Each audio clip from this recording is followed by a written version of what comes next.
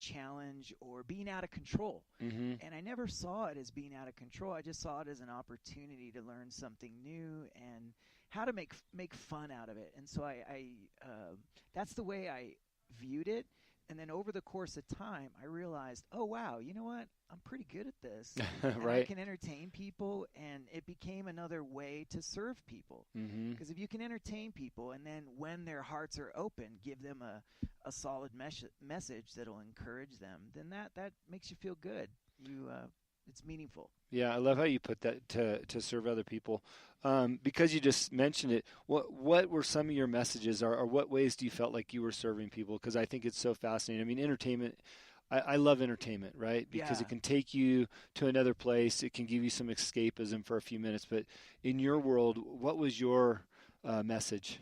Well, I got to backtrack a bit. Yeah, So, Azusa Pacific, it's a faith-based school, right. and throughout my 4 years at APU, I had two kinds of yo-yo jobs that would come up. I had the jobs that came through Duncan that were corporate, and they were a lot of fun, and they paid extremely well.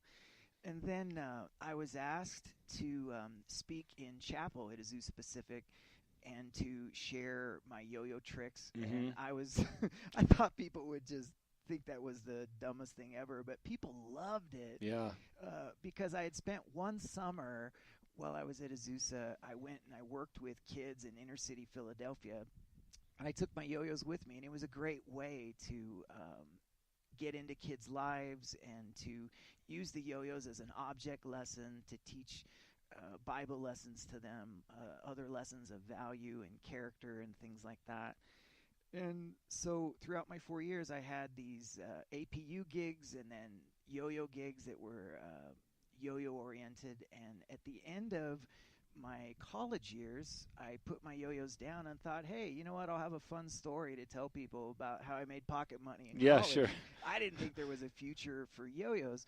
But one funny thing happened is I met one of the executives at the yo-yo company when I was a sophomore and then forgot about it.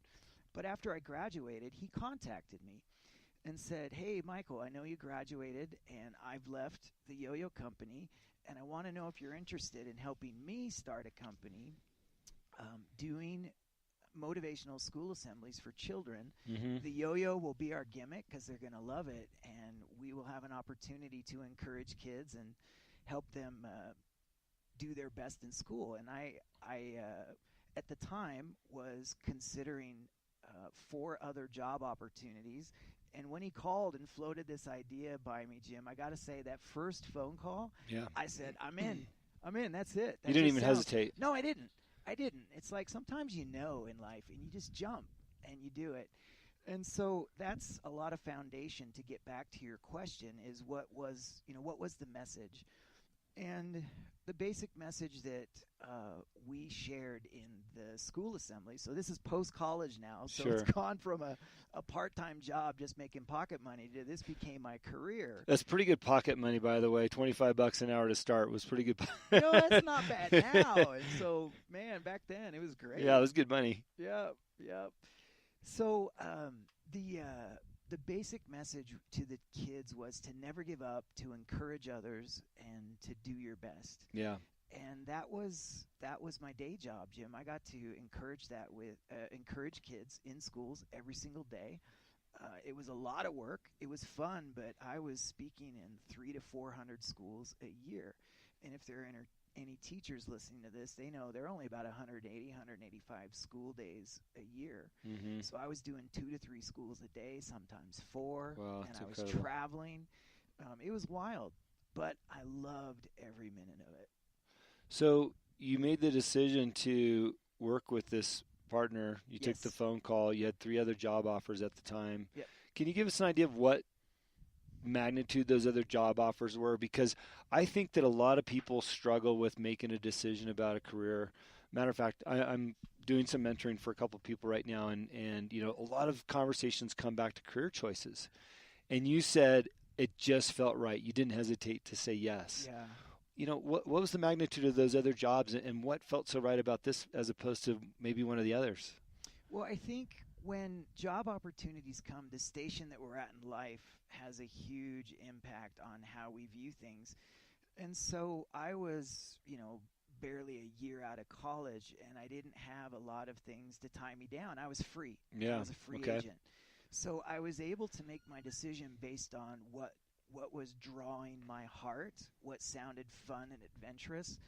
I didn't have to make the responsible choice. I didn't have to make the prudent choice. Mm-hmm. I didn't have to make the choice based on what I got my degree in. I really had the freedom to make the choice to do what I felt was going to be the most fun and in alignment with my heart. Yeah. So, and I realized that we can't always make decisions based on that. But for me, at that point in my life, I was able to, and it ended up being the best decision. What did you get your degree in? Hey everybody, here it comes. Yeah. So I went in as a business major, and I studied business. Oh yeah, we all did that. Yeah, exactly. But I tell people I call myself the accidental theologian because I ended up getting a Bible degree. Oh, okay. Because remember, I was exploring my faith. And Sure.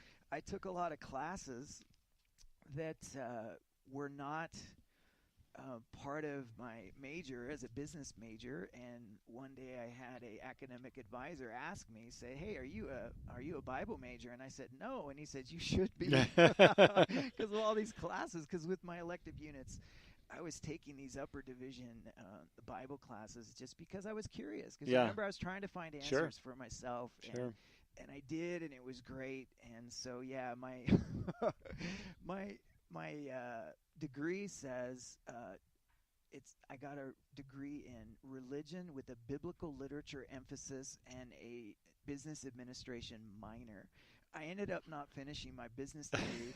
But I've never heard of that degree before. Well, there you go. I mean, that's like, what do you do with that? And so, but the other thing, somebody once told me before I started college, they said, "Michael, when you go to college, be aware that over half of your education is going to take place outside the classroom. So work hard, get good grades, but don't stress out. Don't worry about pulling straight A's. Be open to the opportunities that you get outside of the classroom." And so during my 4 years in school, I played soccer for 3 years. I ran track for a year and cross country. I was an RA for 2 years. I sang in the choir 1 year, Jim, if you can believe that. At this point, yes, I do. Yeah. And so I never turned down a good extracurricular activity, and part of the sacrifice was I wasn't always able to take a full academic load. And so I didn't finish my business degree, but I have no regrets about that. Right. You know, I love, again, I got a little bit of your background pre-show. You know, you're growing up, faith wasn't a part of your foundation as a child, and as you mentioned a couple times, you were exploring, and that's what took you to APU, to explore your faith. I love that you reached out to explore something that was adverse to maybe what you were used to. Yeah. And I think that's so important for people to not be afraid to explore, right? Yeah. You know, even at a younger age, you're in high school, and it's one of the things that I learned. I have a similar background to you, where I was taught one thing, but my heart was driving me somewhere else. I also have a bit of a faith background.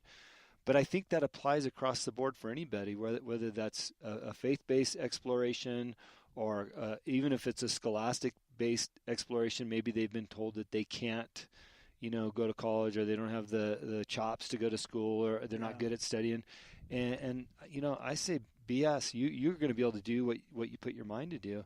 Yeah. And I also, there's another way to look at that too, and that is you might live in a household where everything's all about you going to a traditional college 4-year, live in the dorms, the whole bit. But maybe you're a mechanic. Yeah. And maybe that's where your heart is pulling you. And it's one of the things I hope that we can achieve on this show is to encourage people to say yes to those types of opportunities. And we're only in this show for a few minutes, and I've already heard you say yes to 3 big things that are completely out of the norm. Yeah. And it's exciting to hear those stories from my perspective, knowing that, you're a person that's done that and you've lived it. And I know a little bit of the end game, and let's get there a little bit further down the road. So you decided to work with this new business that you approached. It was your quick yes, as opposed to taking 3 other conventional type jobs. Yep. I'm sure. So what happened? What was the business, and where did that thing go? Well, the yo-yo company, if you will, the yo-yo school assembly company, we'll call it that. from day one, it took off. It just took off. And I ended up working for that company for about 12 years. Mm-hmm. And I visited all 50 states, 4 continents, doing shows. I saw 1.7 million kids in the course of my career. And 7 million kids. No, 1.7. 1.7 million. I was like, wow. Hey, 1.7 million. Yeah. That's a lot of kids. Yeah, it was wild. And I spent 7 summers abroad doing shows. I spent half my summer in England doing shows, and then half my summer in Australia doing shows down there. It was great. And I think I told you this, Jim, but I forgot what it was like to celebrate the 4th of July in the United States because I was always in England, and I'd be in a pub raising my glass saying, thanks for the colonies. So, yeah, it was wild. Oh, and I forgot to tell you, we performed at the Whitehouse 3 different times for the annual Easter egg roll on the Whitehouse lawn. Yeah, really? So that was fun, too. What was that? I mean, how does that call come across? Hey, you want to come to the White House? Yeah, well, the founder of our business had performed at the White House a few years previously, and I don't remember how that opportunity came about. But as our business began to grow, he reached out to his connections, and they said, yeah, we want to have you back. And then we were there for like 5 straight years. I went for 3 of those years. Wow. And then we brought on other performers and gave them the opportunity to do it as well. But an amazing experience. I can only imagine. By the way, as just a side note here, although it is a little chilly outside in Big Bear tonight, as we're recording this, we are enjoying some Montéchinique wine, the rosé. We do have a race tomorrow, but man, it's good. It's great. Great product. It's great. I briefly thanked you on air for doing the yo-yo show for my kids. And I know it wasn't a full show, but I saw enough to realize you're at a different level than what I've ever seen in my life on the yo-yo. So when you tell me that you're at the White House performing, I would never second guess that. And I could only imagine how people were dazzled by what you're able to do with the yo-yo. I mean, How long did it take to perfect those skills? I mean, well, here's the thing, Jim, is that I didn't go crazy with the yo-yo as a kid. I basically got paid to learn how to yo-yo when I was a freshman in college. Mm-hmm. And so one thing I hope that your listeners will be encouraged is that for me, it was a yo-yo. That was my non-traditional path. Yeah. But there are a lot of your listeners that are wrestling with potential non-traditional paths. Yeah, in their sure. lives. They have dreams that are floating around and they think they're crazy.